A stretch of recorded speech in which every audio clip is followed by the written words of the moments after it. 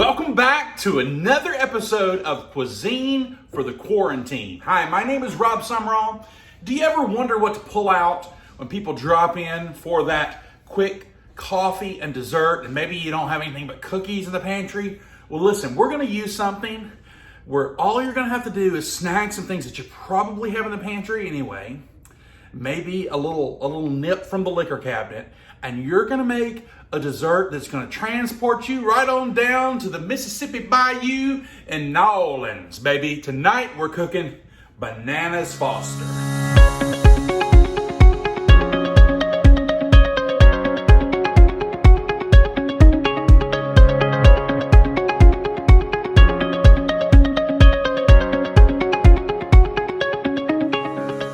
Okay guys, for tonight's recipe, you're going to need the following ingredients. You need 4 to 6 preferably ripe bananas, 4 tablespoons of butter, 3/4 cup of firmly packed light brown sugar.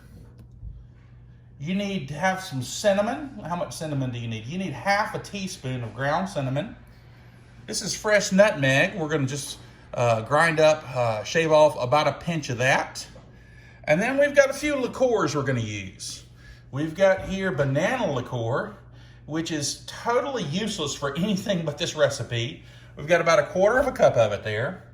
We've got a dark rum. As you can see, my bottle's empty. I should have had 1/2 cup of this dark rum, but I only had 1/4 cup, right on the nose. So we're going to fortify with another 1/4 cup of vanilla vodka.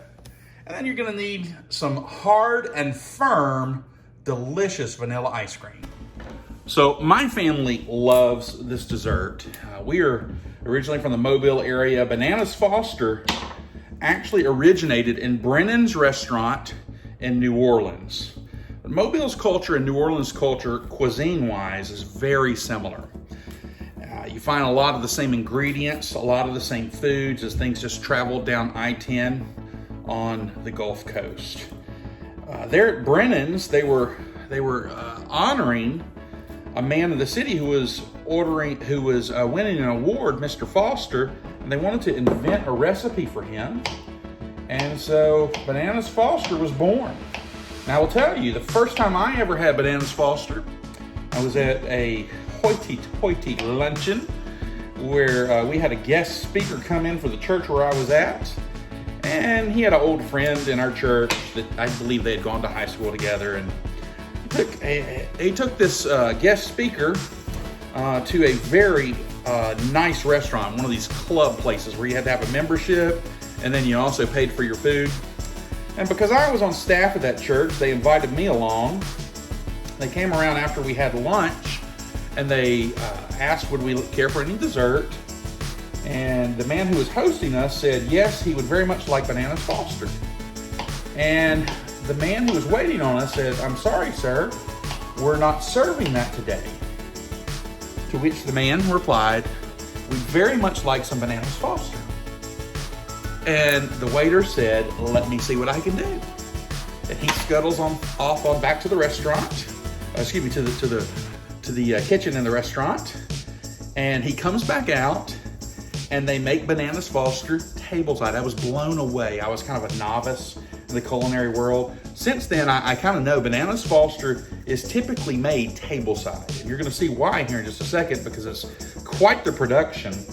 And in fact, if you have something that's Bananas Foster flavored, it's probably not really Bananas Foster unless it's made tableside. Otherwise, it's probably something that's coming in a mix where they're concocting it. You can't see right now. I'm just chopping up my bananas. These are very green bananas that I have. This is a great place to use some spotty old bananas. I do think because we're cooking them, on the greener side tends to work a little better. But don't be afraid. You can use, these might actually be a little greener than I like. But you can use some bananas that are on their way out. The banana's not the star of this, even though it's called Bananas Foster. It's all of the fun things we're going to do to it, and it's a dessert that is delicious. But because we're flambeing, it's also dinner and a show. Okay, so Yeah, that's it. Our bananas are chopped up here. We're good to go. Let's go over to the stove. This is gonna be super quick. So as you can see, we've got our butter beginning to melt away here in our nonstick pan. This is one of those desserts that comes together super quick. So I've already got laid out some bowls. Got my ice cream scoop out. I don't bring my ice cream out of the deep freeze until right at the last second because I like my ice cream to be super hard when this hot, wonderful liquid is going to hit it so it doesn't melt too fast and I can enjoy it. That's my favorite part of this dessert. I'll tell you, this dessert has some great memories for me. I can remember the first time I made this at a family function. I believe it probably was at a Christmas dinner at my mother's house when my mom and dad lived in Mobile. And my grandma Rosalie was there, and when I flambéed, let's just say it flambéed to the ceiling.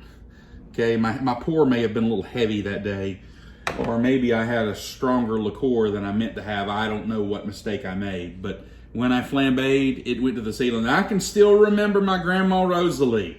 Robbie, you gonna burn the place down.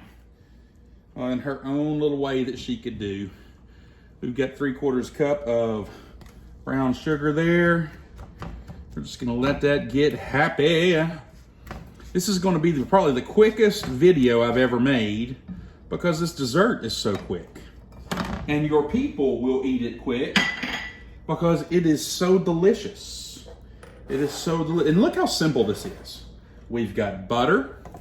We've got brown sugar. Who doesn't have that? Again, let me say, this is one of those, love your family. Don't be putting any margarine in your bananas Foster. This is one of those where I think it matters that you use the real butter. You can see it beginning to bubble. We're gonna wanna get all the grit out of this brown sugar. Hold on just a second here. Come on in. Come on into the set. We're live and on camera. I told you. Okay, folks, we have a special treat. We are live and on camera. I have guests here with me who are here. What's up, Facebook? They are here just in time. Beverly, I know that you're a bit of a picky eater. Will you guys try my dessert? Well, sure. Yes. Okay, very good. Have y'all ever had bananas Foster? No, I have not. Laura Beth, No. real quick, will you wash me about 3 bowls, real quick? These bowls right here dirty. No, well, but okay. So here's what's going on, Andy and Bev. Trying to do something that everybody has in their kitchen. Okay. Okay, we've got butter, and we got light brown sugar. You got butter, you got light brown sugar? Yep. Fantastic. We're good to go. So we're just cooking this up. This is a New Orleans recipe. Okay. Got a little cinnamon. Hey, what's it smell like in here? Smells good. It smells like I opened this top here. I've got it smells like smoke. Yeah. We'll show them what you brought me. You brought me a treat here in just a We're gonna second. take it open. Okay. Wait. And then this is a little nutmeg. Okay. I use fresh Hey, nutmeg. Please don't cut your finger. We don't want skin No, in there. but you got to go. Is this? You can't do nutmeg without going.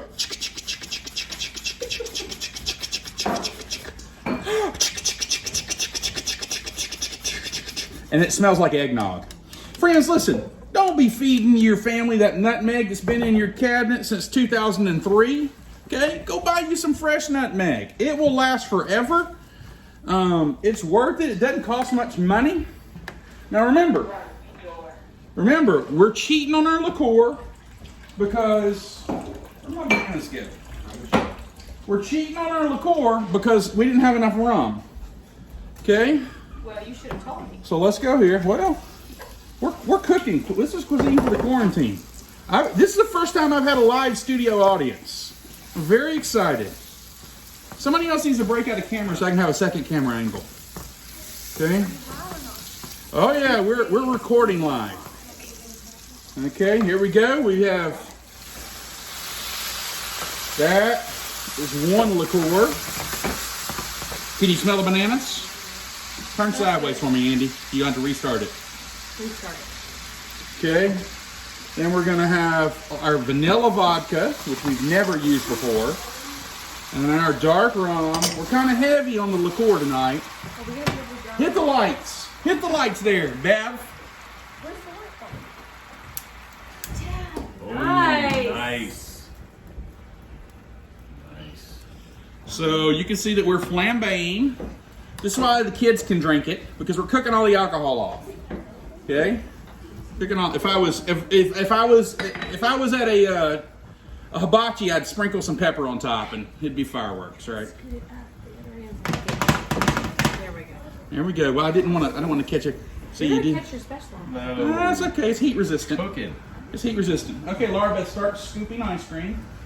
This has to go. You got to go quick on this. This is not one of those desserts that you can kind of be like lollygagging around. Okay, we're gonna let it go till all the alcohol's cooked off, because Andy has to drive home, and Beverly's already half lit. I'm just kidding, friends. She's 3/4 lit. Okay. Man, Andy has been barbecuing today. He brought me some barbecue, and it smells phenomenal. Look at how much alcohol I put in that, Andy. It's like a 60-second. It's like we're burning off down in New Orleans off the. Okay, we're gonna call that good. I don't know. We're gonna let it burn. I'm gonna let it burn. I don't want Maddie to be drunk for the first time at her pastor's house. Okay. I think the light is back on, and I'm going to say that we are. I think you're good. I think we're good. Okay. Here we go. Fancy pants spoon for ya. There you go, boss. Live studio audience. I've never had such in my life. You know what's going to start happening now that I've done this? People are going to start knocking on my door. Oh, Andy's making food noises. Oh my Lord. Here you go, girls. Y'all can have that. Now, Beverly, if you like it, that's saying something. Oh, it's good. Okay. It's excellent. Excelente. You don't think it's lacking in the rum category? It needs more rum and vanilla vodka and Dunkin'. It's perfect. It's very good. Okay, very good. See how quick that is? And guys, dinner and a show, right? The whole thing. I mean, we're done. We're done. We're all done except for come on. So come on over here, guys. I never have live tasters. Okay. Okay. I'll come over here with you. They're scared. Thank you, Andy. Here, hold on just a second. Let me reach in here. Okay. Grab out a spoon. Make sure it's clean, because I'm not sure if that got ran. Okay, here you go, Michelle. I washed the bubbles out of it. All right, Andy. Did you leave me for Joshua? We'll make some more. He said he didn't want any. Okay, well, he doesn't want any then. Very That's good. fantastic. Very good. So let me tell you something that's cool about this, okay? My wife's trying to stay out of the camera shot, and she's moving me out of the camera shot. So here's some ideas. First of all, just make it like I gave it to you, because that's a no lose way to do it. But if you want to like wow people to no end, make you a bread pudding, basic bread pudding. Hit it with the Bananas Foster's sauce and a smaller scoop of ice cream, because that ice cream is going to melt. That Bananas Foster sauce is going to serve as what keeps your bread pudding moist. Come here, Beverly. Will you get on camera for me? Why? Because you're just so lovely. I don't have makeup on. Well, can you talk on camera for me? Yeah. Do you like it? I love it. And you are. Maddie even said that she likes it and she doesn't like bananas. I'm wow. I'm a crazy person. I'll give it a 7 out of 10. It's all my favorite. Okay, one person gave me a 7 out of 10. I can tell. One thing I can tell is the bananas are too green. So Need riper bananas, you think? riper bananas. I said that at the beginning of the video. It's delicious. You have to eat it fast. I'm glad we picked right now to come over.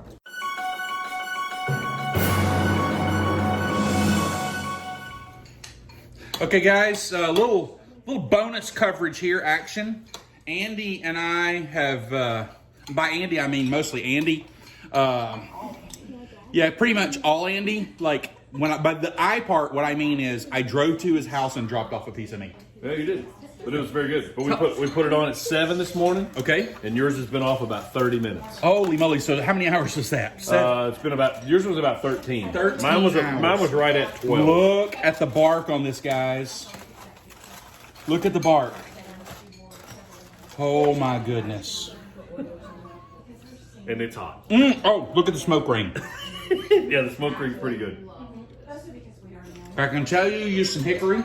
Hickory, cherry. Okay, so there's some fruit in it, but I got the, did you use any mesquite? Nope, no mesquite. I Okay. had some hickory and some apple and some cherry. Okay. So A little bit of pecan. oh, I love pecan in it.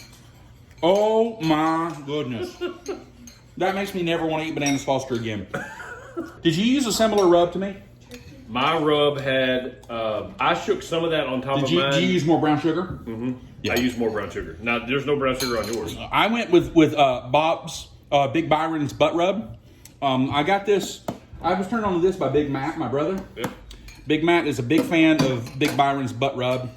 But I'll tell you, the rub is only one element in cooking good barbecue. In fact, I don't think it's even the major element. It's the technique. I can tell this came to temperature. You can see how that just, look at that. Yours got the 201. Mine went to 205, but I left mine on there a little longer because yours was still in there cooking. Right. And I finally took mine off. But yours got the 201. But Where's the bone? Right there? Yeah, I can see it. that bone will come right out. Right, guys, I'm going to show you something. This is what barbecue ought to do. That's what barbecue ought to do. Yeah. Okay? If you can't do that in barbecue, It's not right. it's not right. Look, watch me shred it. That looks like it would be a shoulder. So good. That's- Gosh, So, that's look at that. Who wants to try a piece? me. Yeah, I brought you that bigger It's gonna be pan. really hot. Thank you for doing that. Oh, good. Did you cook a fat cap up? Mm-hmm. Yeah. So when you cook barbecue, Fat on top. you want the fat on top because it just melts down into the meat as it's cooking. And there's a big old fat cap on. A lot of people want to trim the fat cap when they're barbecuing, and that's a rookie mistake, okay? Because that fat cap may be obnoxiously large, but man, he cooked it for 13 hours. Yep. It's not, you can't even see it there anymore, No, right? there's It's not gone. even And you say, well, where is the fat? Well, guess what? It's in every bite. When you go, yum, yum, yum, yum, yum, yum. Let me put a little piece out there first. And look, I'm gonna give them, this is how much I love y'all. The bark is. I'm gonna give y'all a little piece of bark. I can already tell you that I could tell that Andy had this wrapped in foil because the bark had already kind of softened up a little bit. It's been in foil since 4. Yeah. To get the temperature. Yeah, that It bark. had enough smoke. So Can you tell, like my this entire butt, which was probably about 22 pounds, something like that, 17 pounds. I don't know how big was it. I don't know how big it was. It was a big butt. This is, so like right now, I'll tell you what I'll do with this. I don't know what you'll do. So I'll set some out where we're going to eat it. I'm gonna taste yours. Yeah, go for it, man. Because it's a little bit different flavor Yours profile. just has the rub. Mm-hmm. I might have some brown sugar. Did you inject yours at all? Nope. I will tell you this. My dad injects with plain old apple juice. Oh, really? So I'm gonna take a gallon bag. Now don't put this. Got to let it come to room temperature before you freeze it. Okay. So I'm gonna let it come to room temperature, and then I'm gonna probably fill up a gallon bag and freeze it, and then I'm gonna have 2 gallons of barbecue here. Mm-hmm. And so I'm gonna leave a gallon unfrozen. That's what's good. I mean, barbecue. So did you fill up your grill? Dad. So did you fill your grill up? Those 2 butts, I could have probably taken a rack of ribs Right. and cut them in half and had 2 half racks laid in a couple of areas. But So- those were 2 really big pieces of pork. When you're doing big pieces of meat like that, you don't want to overcrowd your grill or your smoker because you want to get that circulation. But at the same time, man, you don't want to just put one butt in there. Because you've been working on this all day long. I started at 6:30. Right. And see, like, if you would have just done this for yourself and just froze it, this would have been enough for your family for 2 months of barbecue, right? Or more. Well, 2 weeks with Clay. Yeah, Clay's at home eating what's left over out of the pan. Look right at now. that. Look at that. It's perfect. It's shredded. There's nothing needs to be done to this. No. Okay. So, like, if you're using a knife on your barbecue, Like I did the first time I did it. Not done. you didn't cook it long enough. Didn't cook it long enough. I learned. Yeah. So Didn't cook it long enough. Today's was really, really good. Thank you, Andy. You're welcome. All right. I'm glad I could pay you with a little bit of Bananas Foster. Oh, I'm sorry. It's not a fair trade, but it's a little bit. We're social distancing here, but there's one more thing we've got to say before we're out of here, okay? One more thing. Even if you're off camera, you can help with this. Guys, you have now seen another awesome episode of Cuisine for the Quarantine.